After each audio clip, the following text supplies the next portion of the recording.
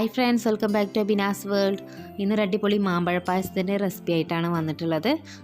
മാങ്ങയും അതേപോലെ തന്നെ സാബുനരി ചൊവ്വേരി എന്നൊക്കെ പറയില്ലേ, സാബുനരിയും വെച്ചിട്ടുള്ള ഒരു അടിപൊളി പായസമാണ്. അപ്പോൾ വീഡിയോയിലോട്ട് പോകുന്നതിന് മുമ്പ് നിങ്ങളെൻ്റെ ചാനൽ ആദ്യമായിട്ട് കാണുകയാണെങ്കിൽ ഒന്ന് സബ്സ്ക്രൈബ് ചെയ്യുക. അതേപോലെ തന്നെ വീഡിയോ ഇഷ്ടപ്പെട്ടാൽ ലൈക്കും ഷെയറും ചെയ്യാൻ മറക്കരുത്.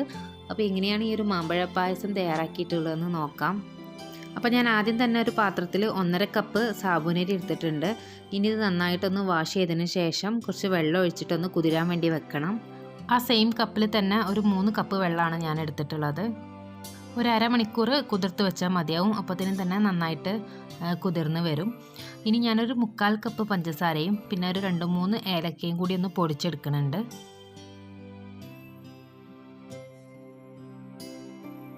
ഇനി ഒരു പായസം തയ്യാറാക്കാൻ നമുക്ക് മെയിനായിട്ട് വേണ്ടത് മാങ്ങയാണ്. അപ്പോൾ നന്നായിട്ട് പഴുത്ത 2 മാങ്ങ എടുത്തിട്ട് ചെറിയ പീസാക്കി ഇതേപോലെ കട്ട് ചെയ്ത് വെച്ചിട്ടുണ്ട്.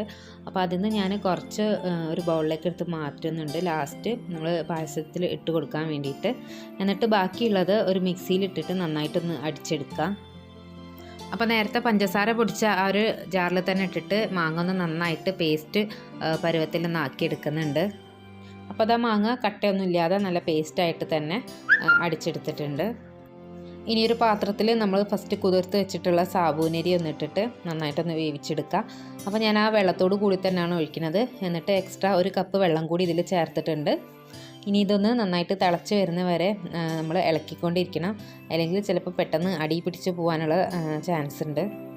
ആദ്യം ഒന്ന് ഹൈ ഫ്ലെയിമിലാക്കിയിട്ട് ഇത് ചൂടായിട്ടൊന്ന് തിള വരുന്ന സമയത്ത് ലോ ഫ്ലെയിമിലാക്കിയിട്ട് കുറച്ച് സമയം ഒന്ന് മൂടി വെച്ചാൽ മതി.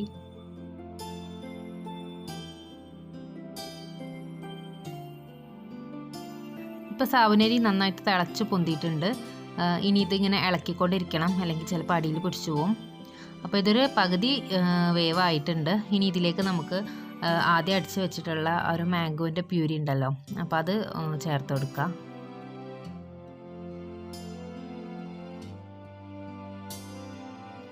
ഇനി ഇത് രണ്ടും നന്നായിട്ട് തന്നെ യോജിപ്പിച്ച് കൊടുക്കാം.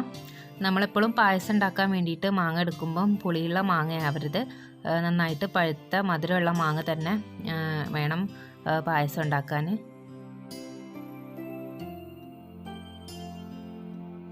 ഇപ്പോൾ ഇതാ സാബുനരിയും മാങ്ങയുടെ പ്യൂരിയൊക്കെ നന്നായിട്ട് മിക്സ് ആയിട്ടുണ്ട്. അപ്പോൾ പായസത്തിൻ്റെ കളർ തന്നെ മാറി. ഇനി ഇതിലേക്ക് ഞാൻ ഫസ്റ്റ് പൊടിച്ച് വെച്ചിട്ടുള്ള പഞ്ചസാര ഉണ്ടല്ലോ, അപ്പോൾ അതും കൂടി ഒന്ന് ചേർത്ത് കൊടുക്കുകയാണ്. ഈ ഒരു പഞ്ചസാരക്ക് പകരം നമുക്ക് ശർക്കരയും ചേർക്കാം. ശർക്കര പാനിയാക്കിയതിന് ശേഷം ഇതിൽ ഒഴിച്ചു കൊടുത്താൽ മതി.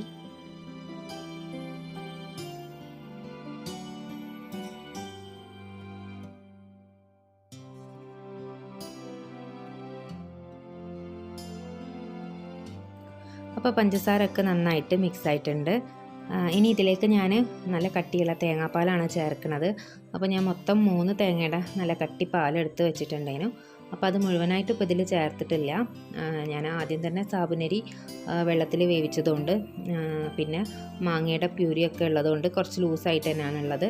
അപ്പോൾ പാല് ആവശ്യത്തിന് ചേർത്തെടുത്താൽ മതി. അപ്പോൾ തേങ്ങാപ്പാൽ ചേർത്തതിന് ശേഷം പിന്നെ ഒരുപാട് സമയമൊന്നും തിളപ്പിക്കേണ്ട.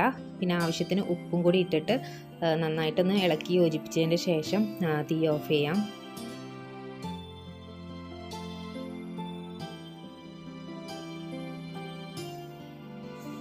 അപ്പോൾ തീയൊക്കെ ഓഫ് ചെയ്തതിൻ്റെ ശേഷം ഏറ്റവും അവസാനം നമ്മൾ ഫസ്റ്റ് കട്ട് ചെയ്ത് വെച്ചിട്ടുള്ള മാങ്ങയുടെ പീസുകളൊക്കെ ഒന്ന് ഇട്ട് കൊടുക്കാം.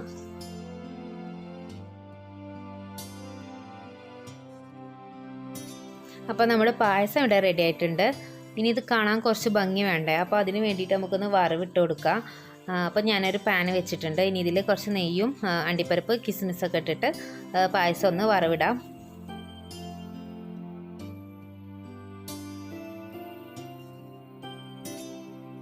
അപ്പോൾ നമ്മുടെ മാമ്പഴ പായസം ഇവിടെ റെഡി ആയിട്ടുണ്ട്. ഇത് ചൂടോടെ കഴിക്കുന്നതിനേക്കാളും ടേസ്റ്റ് തോന്നിയത് നന്നായിട്ട് തണുപ്പിച്ച് കഴിക്കുമ്പോഴാണ്. അതിലെ മാങ്ങയൊക്കെ കടിക്കുമ്പം ഒരു പ്രത്യേക ടേസ്റ്റ് ഉണ്ട്.